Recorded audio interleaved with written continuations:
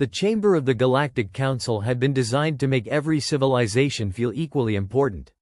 Suspended at the center of a colossal ring-shaped station orbiting the luminous star Asterion, the circular hall contained more than 300 elevated platforms, each occupied by representatives of a member species. Some breathed methane, others floated in nutrient-rich water tanks, while a few projected holographic avatars from worlds thousands of light-years away. It was the closest thing the galaxy had ever achieved to lasting peace. For nearly 4 centuries, no conflict had threatened the survival of the galactic community. Wars still occurred along distant borders, piracy remained a nuisance, and disputes flared from time to time, but the age of civilization-ending weapons had long since passed into history. At least, that was what everyone believed. Earth had joined the galactic community 120 years earlier. Humanity had quickly earned a reputation for engineering, medicine, and disaster response. Human scientists solved problems that others avoided, while their diplomats had settled disputes that had simmered for generations. Yet despite these accomplishments, humans occupied an unusual place in galactic politics. They maintained one of the largest industrial economies, but their military rarely participated in joint exercises. They refused to display several categories of advanced technology, declined invitations to demonstrate experimental warships, and consistently argued that certain scientific fields should remain tightly restricted. Many species found their behavior confusing. Others simply found it amusing. Ambassador Leora Chen stood at Earth's platform, watching the chamber fill with delegates. She was in her mid-40s, with calm eyes that rarely betrayed emotion. 20 years of diplomacy had taught her that patience often accomplished more than passion. Beside her stood Admiral Elias Ward, his dark military uniform contrasting with the brilliant colors worn by most alien representatives. At 58, Ward carried himself with the quiet confidence of someone who had survived battles that history books barely mentioned. He rarely spoke during political sessions, but whenever military policy appeared on the agenda, his presence reminded everyone that Earth took security far more seriously than it appeared. A resonant tone echoed through the chamber as the Speaker of the Council rose. "Delegates," the elderly alien announced, "today we consider the Harmonization Act, a proposal requiring every member civilization to disclose all military technologies exceeding Level 7 strategic capability. Transparency strengthens trust, and trust strengthens peace." The proposal was greeted by approving lights and gestures from dozens of platforms. Supreme Marshal Korvik of the Varkesh Dominion stood immediately. Towering nearly 3 meters tall, his bronze-scaled body bore ceremonial armor earned during campaigns against pirate coalitions decades earlier. His voice carried easily across the chamber. "My people support this proposal without reservation," Korvik declared. "Peace survives only when secrets disappear. No civilization should possess hidden capabilities beyond the oversight of this council." Several delegates signaled agreement. The speaker nodded toward Earth's platform. "Ambassador Chen, humanity has requested the floor." Leora inclined her head politely before activating the translator. "Earth supports cooperation," she began. "We have willingly shared advances in medicine, energy production, environmental restoration, and defensive engineering. However, there are several technologies humanity will not disclose." A ripple of whispers spread across the chamber. Korvik folded his massive arms. "Again?" he asked with a faint smile. "For a century your government has spoken of dangerous inventions hidden away in secret vaults. Yet no one has ever seen evidence they exist." Leora met his gaze without irritation. "They exist." The Marshal laughed softly. "Then perhaps they are not as impressive as your stories suggest." Scattered amusement followed his remark. Another delegate leaned forward. "Ambassador Chen, surely transparency would reassure your allies." "It would do the opposite," Leora replied. "Some knowledge becomes more dangerous the moment it is revealed." The chamber grew quieter. Korvik stepped closer to the center of his platform. "Let us speak honestly," he said. "The galaxy outlawed stellar weapons, autonomous extermination systems, unrestricted artificial intelligence, dimensional destabilization, and self-replicating war machines centuries ago. Every civilized species abandoned such research. Those who refused no longer exist. Humanity claims to possess versions of these forbidden technologies. Why would your government preserve what wiser civilizations destroyed?" Before Leora could answer, Admiral Ward finally spoke. Because we remember why they were forbidden. The room turned toward the normally silent Admiral. Ward's voice remained calm. My ancestors nearly ended human civilization more than once. We did not erase those mistakes from history. We studied them. We locked away the technologies that caused them. We built safeguards so strict that no single government, no single military, and no single person can ever activate them alone. A bird-like delegate tilted its feathered head. If they are locked away forever, it asked, why keep them at all? Ward answered without hesitation, because someday we may face something worse than ourselves. The silence lasted only a moment before quiet laughter spread through the chamber. Korvik smiled broadly. Admiral, every generation predicts an apocalypse that never arrives. It only needs to arrive once, Ward replied. Korvik shook his head. You humans always expect disaster. The rest of us learned to move beyond fear. Ward looked around the chamber. No, he said softly. You moved beyond memory. The words drew confused expressions more than anger. Leora resumed speaking before the exchange could escalate. Earth is not asking anyone else to preserve these technologies. We ask only that our decision be respected. Some doors remain closed because opening them carries consequences beyond imagination. A crystalline delegate emitted shimmering light. Ambassador, it asked, are we expected to trust dangers we cannot verify? Leora gave a faint smile. No, we expect you to trust our restraint. That answer produced even more murmurs. Korvik raised one clawed hand. I propose an amendment, he announced confidently. If humanity refuses independent inspection, then these alleged weapons should be considered political fiction. Empty stories designed to increase Earth's influence. Many delegates signaled approval. Others remained uncertain. The speaker turned once more toward Earth's representatives. Ambassador Chen, does humanity wish to respond? Leora looked briefly at Admiral Ward. He gave an almost imperceptible nod. She faced the assembly again. Very well. Her voice remained steady. Earth will make one final statement regarding this matter. The chamber gradually fell silent. We are not withholding these technologies because they make us powerful. We are withholding them because we know exactly what they cost to create. Every safeguard protecting them was written in human blood. Every vault exists because entire generations paid for knowledge they believed would save them. We survived those mistakes. We have no desire to repeat them. She paused long enough for every translator to finish. If the day ever comes when humanity unlocks those vaults, you should not celebrate. You should ask what kind of nightmare forced us to break promises we have kept for centuries. The chamber remained silent for several seconds. Then Korvik chuckled. I admire your commitment to dramatic speeches, Ambassador. Laughter echoed from several platforms. The galaxy appreciates your concern, the Marshal continued, but peace is not preserved by preparing for imaginary monsters. Ward looked directly at him. The most dangerous words in history, he said quietly, have always been, that could never happen. The vote proceeded minutes later. The Harmonization Act passed overwhelmingly, though an exemption allowed Earth to retain its classified programs under formal protest. As delegates departed, many still joked about humanity's mysterious vaults and its obsession with disasters that existed only in old legends. Far beyond the Council's borders, in the cold darkness between galaxies, an ancient automated observation station completed its final transmission before falling permanently silent.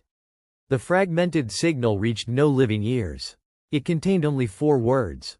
Containment cycle has failed. The warning from the forgotten observation station never reached the Galactic Council. The automated relay that had carried its signal for nearly 50,000 years had drifted through intergalactic darkness long after its creators had vanished. Micrometeorite impacts had crippled its communication array centuries earlier, and by the time the final message left its transmitter, only fragments remained intact. The signal dissipated into the void, unheard by any living civilization. Across the galaxy, life continued as though nothing had changed. 3 weeks after the council session, Ambassador Leora Chen stood on the observation deck of Earth's diplomatic headquarters overlooking the endless traffic surrounding the council station. Hundreds of ships entered and departed every hour, carrying merchants, scientists, tourists, and government officials. To everyone else, it was another ordinary day. Yet Leora couldn't shake an uneasy feeling. She replayed the debate in her mind, especially Admiral Ward's final words. Humans had learned long ago that history rarely announced disaster with fanfare. It usually whispered first. Her communicator chimed softly. "Ambassador," an aide reported, "Admiral Ward requests a secure conference."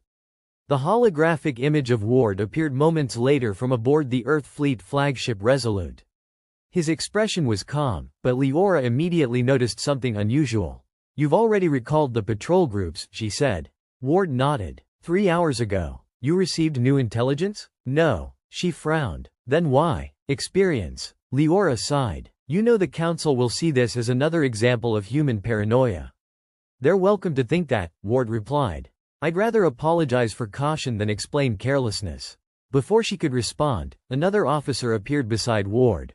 "Sir," the young lieutenant said, "Frontier Monitoring Station Sigma-9 has missed 2 scheduled transmissions." "Equipment failure?" Ward asked. "We don't know yet. Send a courier drone." "Already launched." Ward ended the report before turning back to Leora. "Probably nothing," he admitted. "But you're still concerned. I've spent 35 years learning that coincidences deserve attention." Meanwhile, more than 8,000 light-years away, the frontier colony of Tarsus 4 began another routine morning.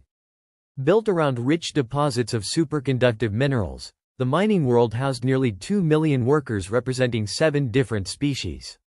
Cargo shuttles rose from the surface in orderly streams while orbital traffic controllers directed freighters toward waiting jump lanes. Nothing appeared unusual until one of the deep space sensor operators noticed an impossible reading. "Supervisor," the technician called, "I'm tracking a gravitational disturbance outside the system." The supervisor glanced at the display. "Navigation error?" "I recalibrated twice." The disturbance remained motionless beyond the edge of the star system, too distant for visual confirmation yet far too large to ignore. "Launch a survey probe." Minutes later, the probe accelerated toward the anomaly. Its transmission ended exactly 42 seconds after arrival. No distress call. No damage report. Only silence. Back aboard the Resolute, Admiral Ward received the notification less than an hour later. He stared at the report for several seconds before issuing a series of orders.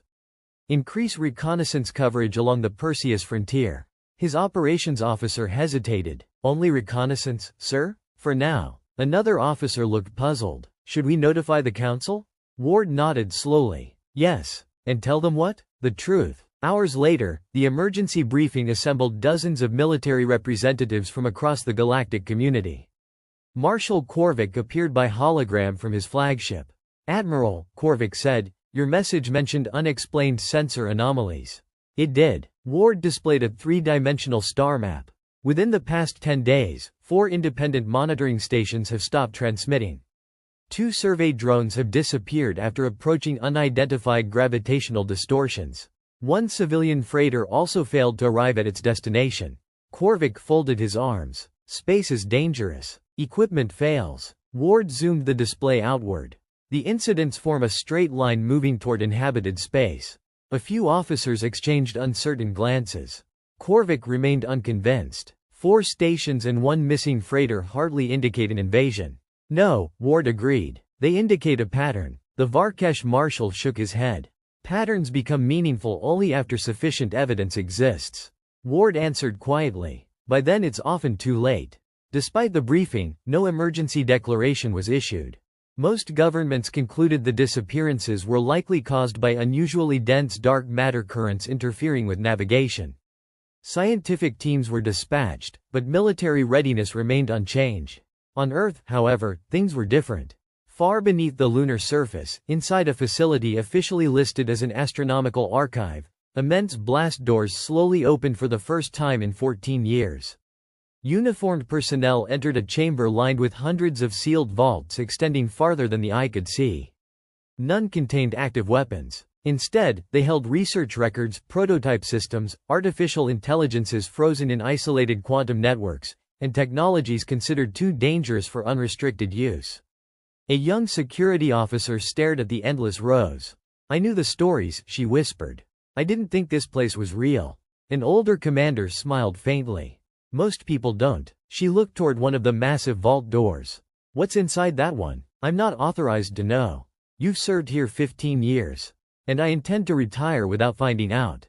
The officer frowned. Why classify something from the people protecting it?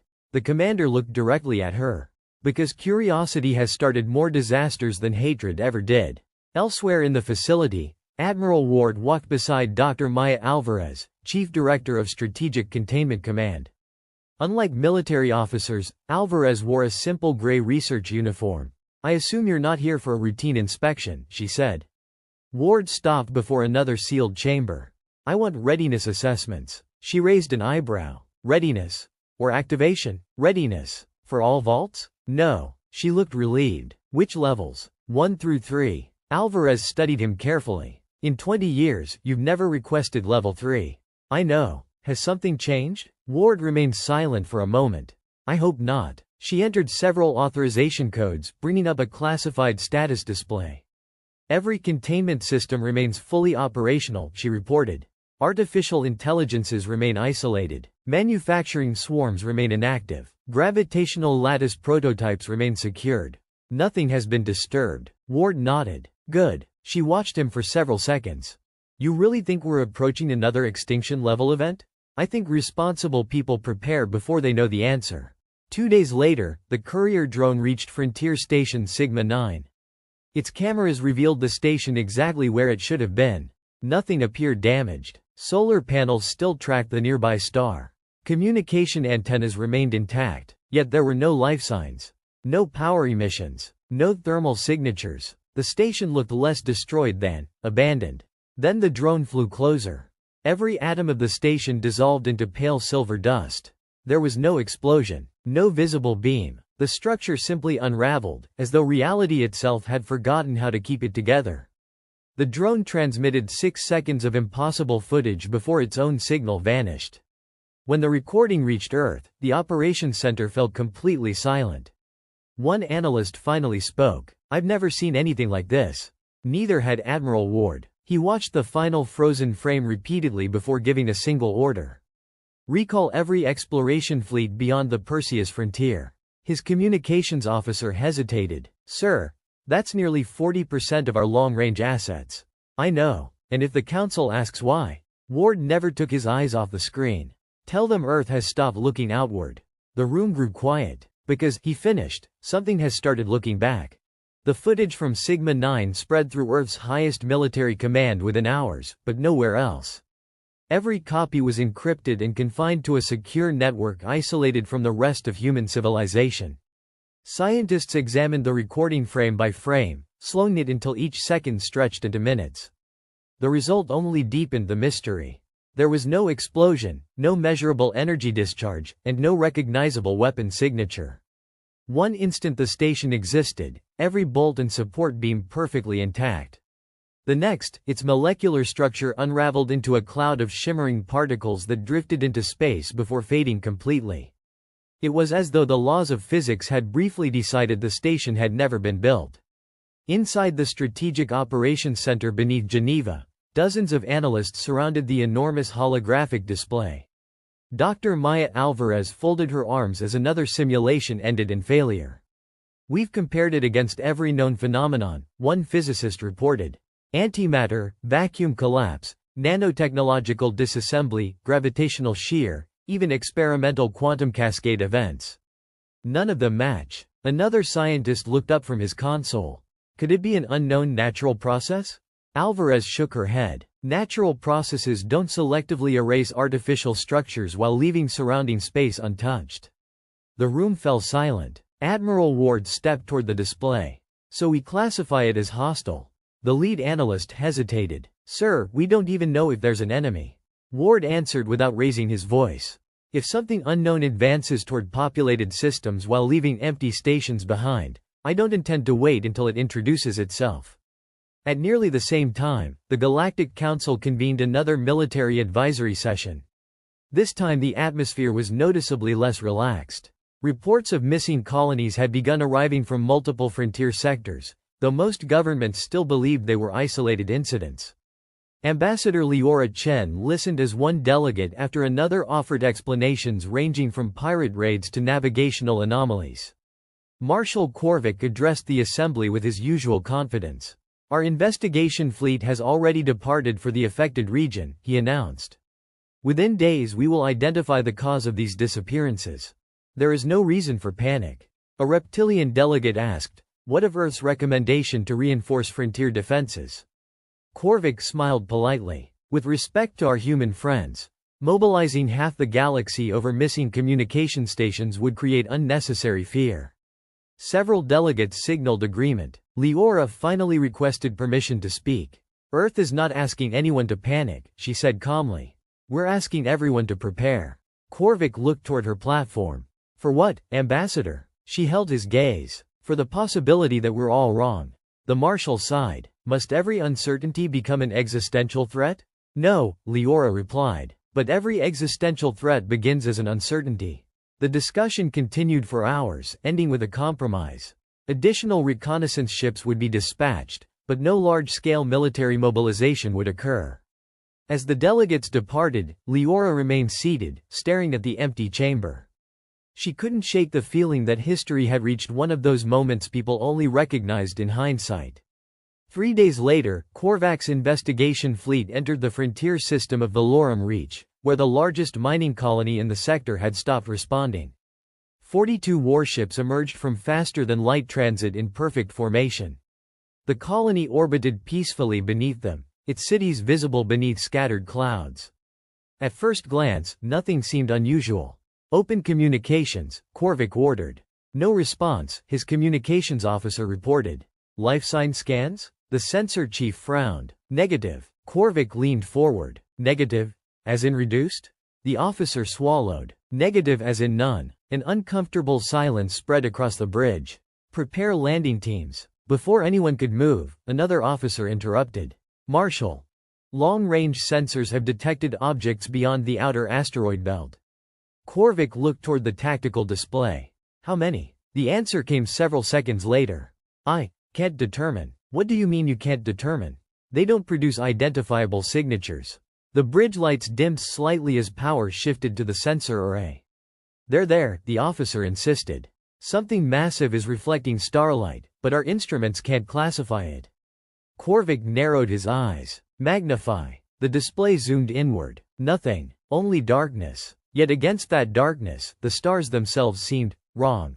Tiny sections of the star field vanished whenever the mysterious objects drifted across them, revealing silhouettes too vast for conventional warships. One captain whispered, "How large are those things?" The sensor officer finally answered, "At least 30 kilometers." Nobody spoke. Without warning, every unidentified object accelerated. Not gradually. Instantly. 42 warships switched to combat alert. Raise shields. Target the incoming contacts. Launch interceptor wings. Orders echoed across the fleet. Then the sensor display went blank. Every target disappeared. Where did they go? Korvac demanded. They're no longer on sensors.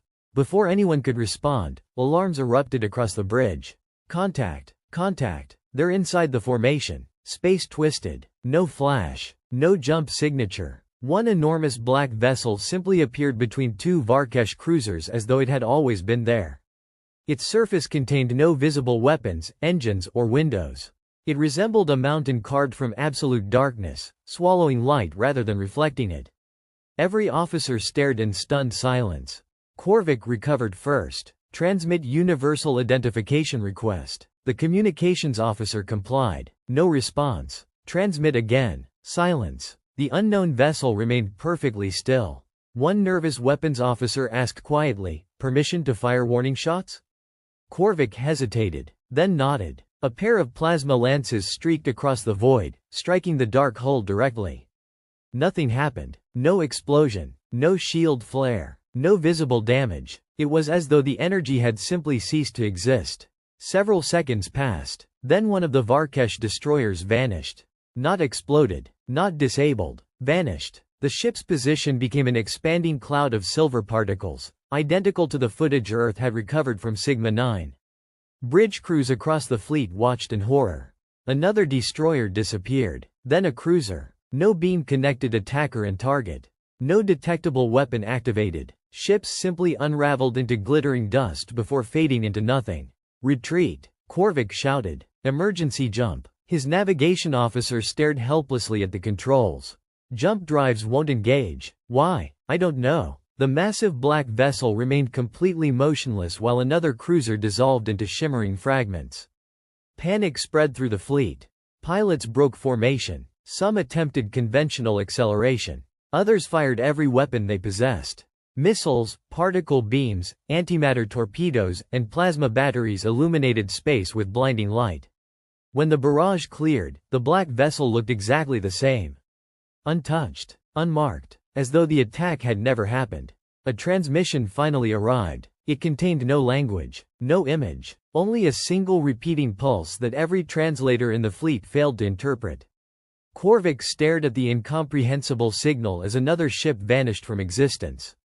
For the first time in his long military career, the celebrated Marshal realized he wasn't fighting an enemy he didn't understand. He was witnessing a force that didn't even acknowledge his fleet as a threat. Light years away, aboard the Resolute, Admiral Ward received fragmented emergency telemetry before the connection abruptly died. He watched the final sensor logs in silence. After several long moments, he looked toward his operations staff. "No more speculation," he said quietly. "We've just confirmed first contact." One young officer asked the question everyone else was thinking. "Sir, what are they?" Ward's answer was barely above a whisper. "I don't know." He looked at the fading star map where another frontier system had gone dark. "And that's the most dangerous thing I've ever had to say." News of the disaster at Lauram Reach could no longer be contained. Although only 7 warships had managed to escape before their jump drives finally came back online, the terrified crews carried sensor recordings that shattered centuries of confidence across the galactic community. Within 48 hours, emergency broadcasts interrupted normal programming on hundreds of worlds. Markets closed. Civilian traffic slowed to a crawl. Governments activated evacuation plans that had not been updated in generations. For the first time in living memory, the galaxy was united not by diplomacy, but by uncertainty. The Galactic Council convened under emergency authority. The Grand Chamber that had once echoed with confident debate now felt heavy with fear. Delegates spoke in hushed voices, and many platforms remained empty because their representatives had chosen to stay with their home governments. Marshal Korvac entered without the ceremonial armor he had always worn. His scales bore faint burns from overloaded bridge systems, and the confidence that had defined him for decades had disappeared. The speaker addressed him first. "Marshal Korvac, you commanded the investigation fleet. Give the council your report." Korvac remained silent for several seconds. Finally, he said, "Everything Ambassador Chen warned us about was still an understatement." A wave of uneasy murmurs swept through the chamber. One delegate leaned forward. "Did the enemy communicate?" "No." "Did they make demands?" "No." "Were they provoked?" Korvac slowly shook his head. "They behaved as though we weren't even there." The chamber felt completely silent. Leora Chen watched the once proud marshal struggle to continue. "Our fleet fired first," Korvac admitted. "Our weapons had no measurable effect. Their vessel never maneuvered. It never raised shields. It simply erased our ships one at a time." A crystalline delegate asked quietly, "How many enemy vessels did you confirm?" Korvac looked toward the central display. "We confirmed 1. Gasps spread through the assembly. "1?" another delegate repeated.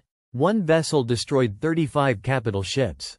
The silence that followed was far more terrifying than any panic. Back on Earth, Admiral Ward studied every second of the recovered battle recordings. Around him stood military commanders, physicists, engineers, and intelligence officers. Nobody interrupted the playback until it reached the moment where the black vessel ignored the combined firepower of an entire fleet. Dr. Alvarez finally spoke. "It doesn't defend itself." Ward nodded. "It doesn't have to." Another scientist enlarged the recording. "We still can't identify a propulsion system. It crossed nearly 4,000 kilometers in less than a second," an engineer added. "Nothing should survive that acceleration." Ward folded his arms. "Perhaps it isn't accelerating." The room looked toward him.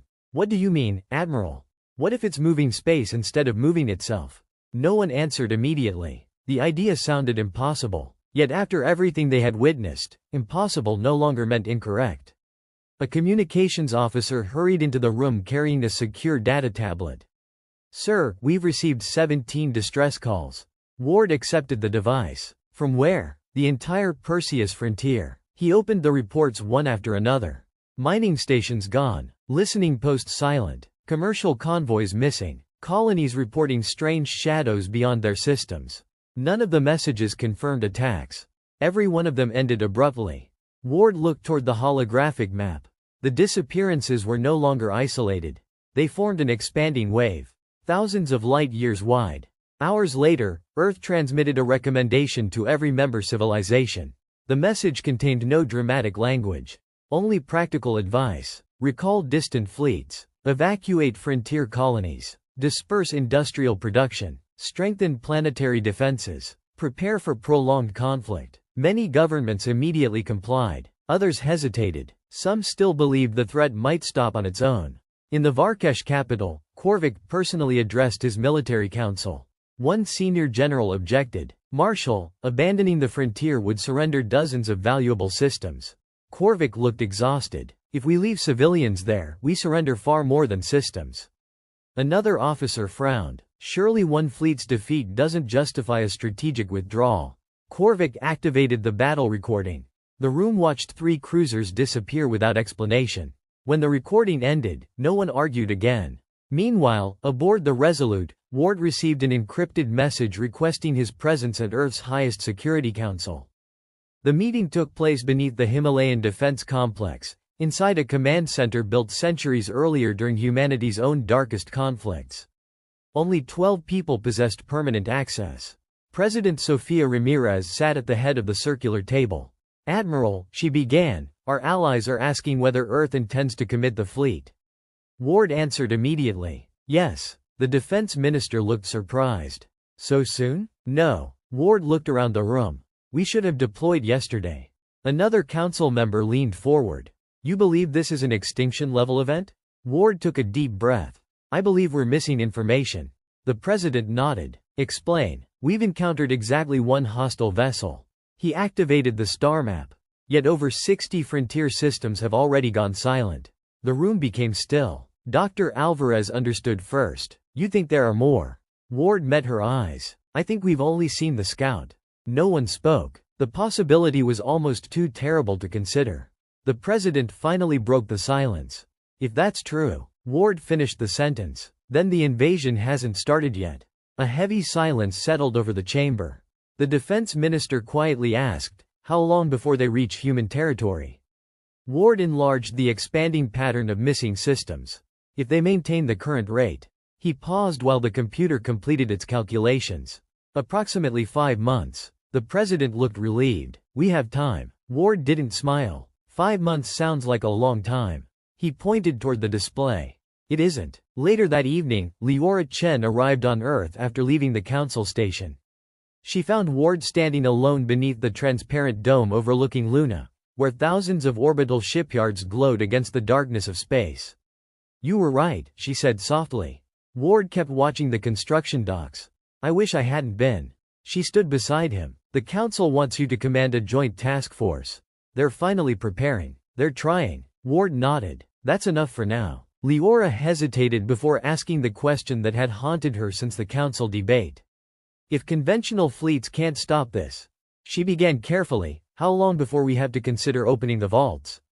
For the first time since the crisis had begun, genuine pain crossed Ward's face. I've asked myself that every hour. And? He remained silent. Far below them, hundreds of civilian cargo vessels were already being converted into hospital ships and evacuation transports. Orbital factories worked around the clock assembling defensive satellites instead of commercial stations. Earth was preparing for war without declaring one. Finally, Ward answered. The vaults exist for one reason. To save humanity? He slowly shook his head. No. She looked at him in confusion. They exist, he said quietly, for the day every other option has already failed.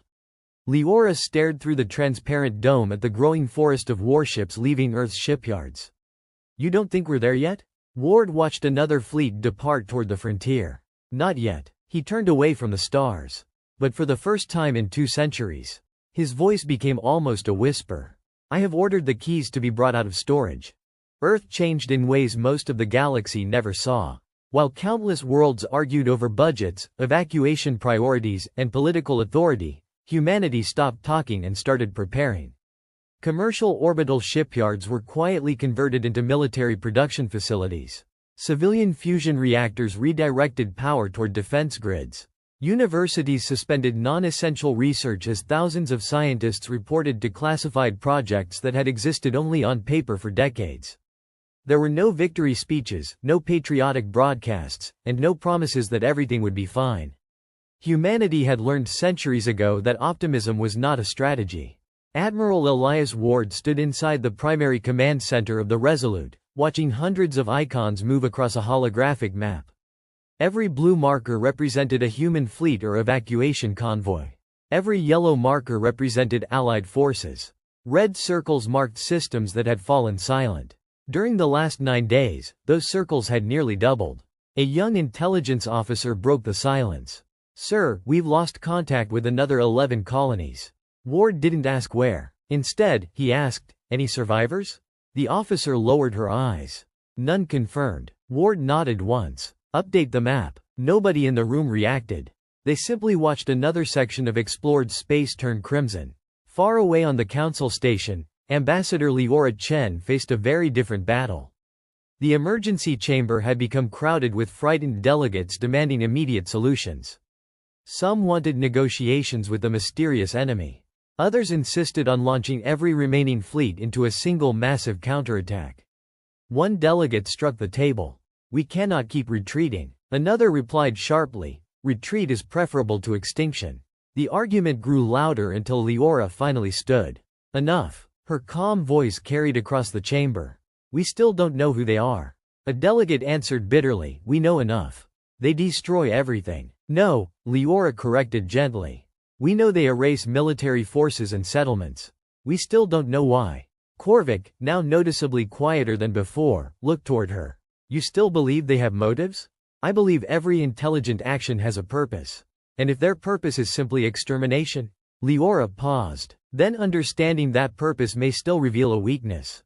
The chamber fell silent. Korvik slowly nodded. For the first time, he admitted, "I hope humanity is right again." Back on Earth, deep beneath the Himalayan defense complex, a meeting unlike any in 2 centuries had begun. 12 members of Earth's Strategic Council sat around a circular table while Dr. Maya Alvarez activated an ancient archive recovered from the oldest containment vault. A holographic figure appeared above the table. It was not alive. It was a recorded message. The image showed an elderly woman wearing a 20th-century laboratory uniform. "My name is Professor Evelyn Sato," the recording began. "If this archive has been opened, then humanity has encountered a threat severe enough to justify accessing Project Chronicle." Several council members exchanged surprised looks.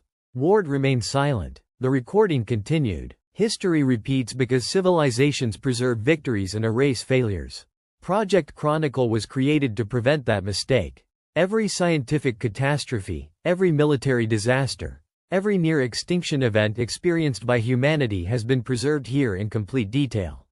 Nothing has been hidden. Nothing has been sanitized." The recording ended. A younger council member frowned. "That's it?" Dr. Alvarez smiled faintly. "No." She opened the archive. Millions of files appeared across the chamber. Nuclear wars, biological plagues, runaway artificial intelligence experiments, nanotechnology containment failures, fusion accidents, orbital bombardments, ecological collapses, failed first contact simulations. Centuries of humanity's worst mistakes. The young council members stared in disbelief. "You kept all of this?" Ward answered quietly. "We promised ourselves we'd never forget." Meanwhile, Earth's scientific teams continued analyzing every fragment recovered from the Lauram Reach. Most recordings had been corrupted, but one sensor buoy had survived long enough to capture several additional seconds before transmission failed. Dr. Alvarez enlarged the image. "Freeze." The recording stopped. She pointed toward the edge of the frame. "There." A technician leaned closer. "I don't see anything." She highlighted a faint distortion. "That isn't empty space." Another scientist adjusted the contrast. Slowly, more dark shapes emerged behind the first black vessel. The room became silent. 1, 5, 20, then dozens. They had been hidden perfectly behind gravitational distortions. The ship that destroyed Korvak's fleet had never been alone. It had simply been the only one that chose to attack. Ward looked at the growing number of silhouettes. "Estimate." The lead analyst swallowed. "Minimum 300 vessels. Another analyst interrupted. No. He continued enhancing the image. Closer to 500. Nobody spoke. Ward finally asked the only question that mattered. Can our combined fleet stop that many? The analyst hesitated. Not even close. Elsewhere, Korvac stood aboard his repaired flagship, reviewing casualty reports. His first officer approached cautiously. Marshal, what is it? We've completed damage assessments. Korvac looked up. And? If every surviving member civilization contributes its entire navy. He hesitated. Our total strength equals approximately 12,000 capital ships. Korvac nodded slowly. Sounds impressive. The officer forced a weak smile. It did. Korvac understood immediately. What change? The officer activated another projection. Long-range telescopes had finally penetrated farther into the advancing darkness. Hundreds of black vessels drifted together like an endless wall stretching across interstellar space. The computer continued counting. 400, 600, 800. Then it stopped. Sensor saturation reached, the computer announced. Estimated contacts exceeded measurable limits. Korvac stared at the display. We're not counting ships anymore. No, sir. What are we counting? The officer answered quietly. The front line. Hours later, another emergency conference linked Earth with every surviving military command.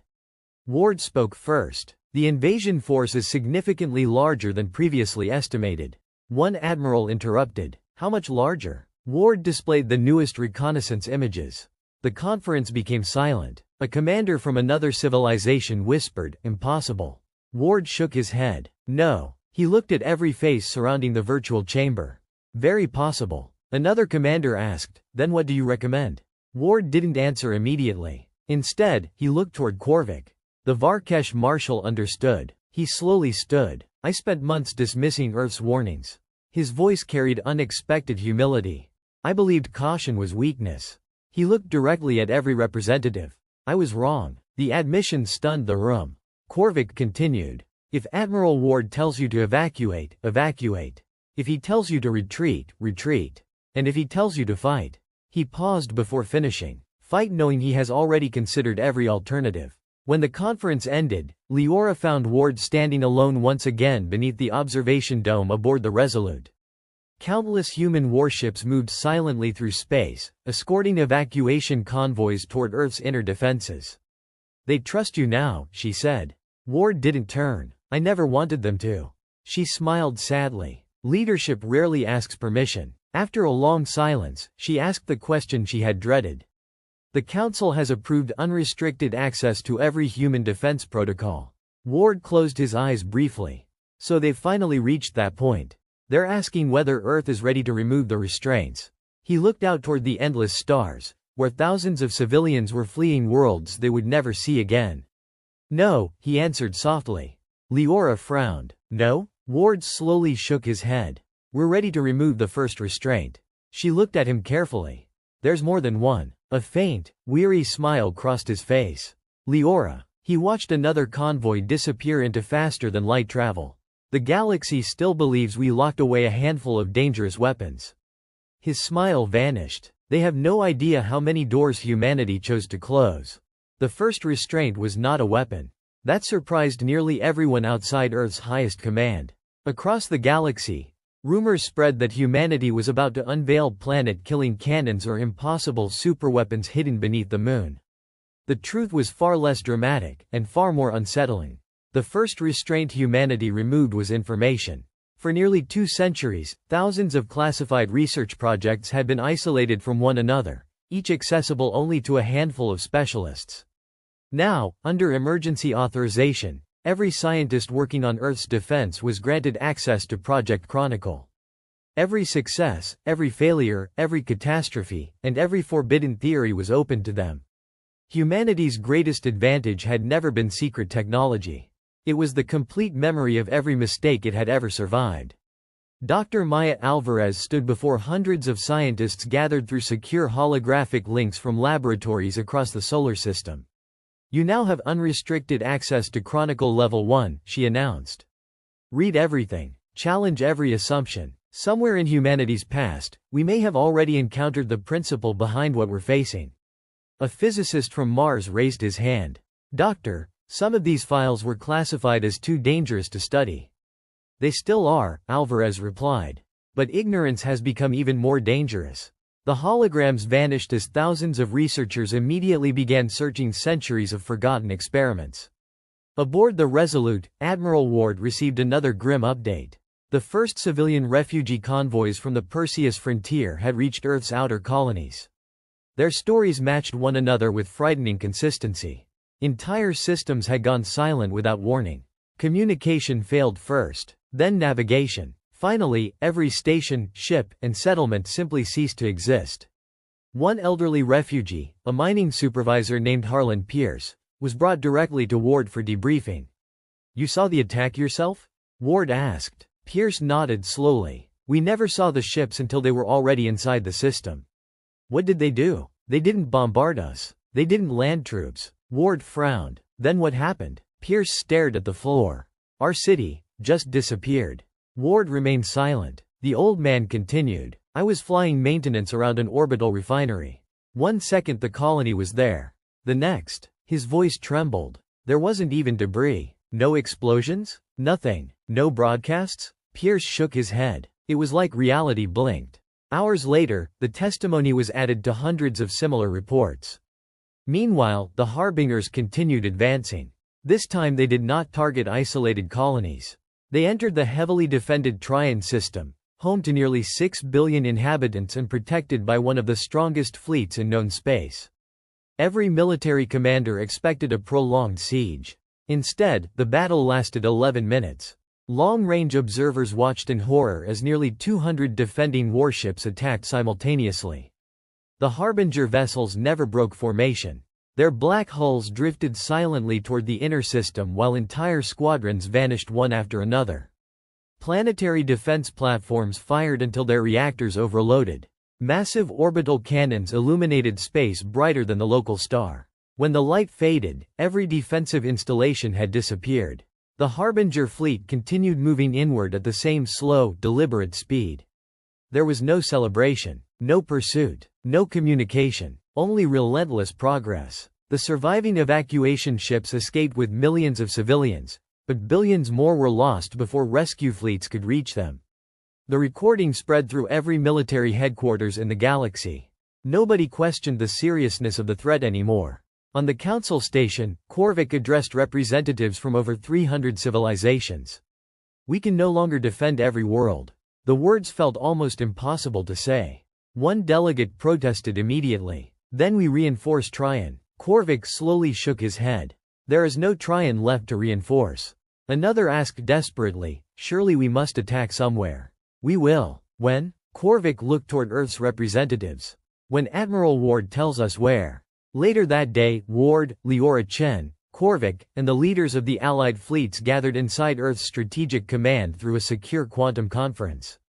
A massive star map hovered above the table. Red markers now covered nearly 1/5 of explored space. Korvac spoke first. "My fleets are ready." Ward nodded. "I know." "Then give the order." Ward surprised everyone by saying, "No." The room became silent. Korvac frowned. "No? If we attack now," Ward explained, "we lose." A commander from another civilization leaned forward. "How can you know that without trying?" Ward expanded the map. "Because this isn't their main offensive." Several officers exchanged confused looks. Leora studied the display carefully. "You still believe they're probing us?" Ward nodded. "They're collecting information." Korvac looked unconvinced. "They've already destroyed hundreds of systems."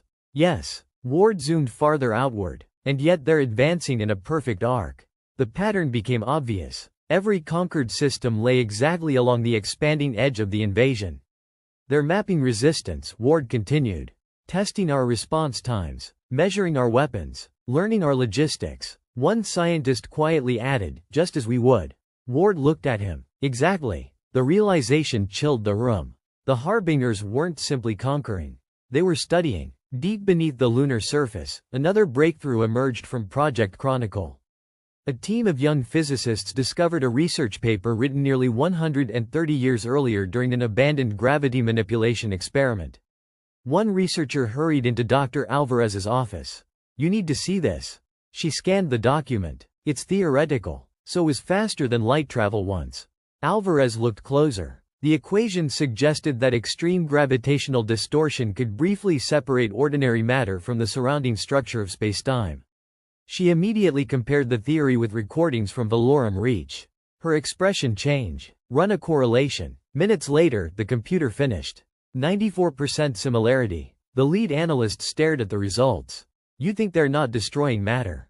Alvarez slowly nodded. I think they're removing it. That evening, Ward received the report aboard the Resolute. He read every page without speaking. Finally, he contacted Dr. Alvarez. If you're correct, they're not using a conventional weapon. No, they're temporarily disconnecting matter from our spacetime framework. Ward looked through the bridge viewport toward the endless stars. Can we stop it? Alvarez hesitated. I don't know. Can we study it? Yes. Ward's expression hardened. Then we've learned something. The doctor smiled faintly. Our first real clue. Ward ended the transmission and turned toward his senior officers. For weeks, he said quietly, we've been reacting. He looked at the tactical display where another convoy escaped toward Earth's inner colonies. That ends today. His operations officer looked hopeful. We're launching a counterattack? Ward slowly shook his head.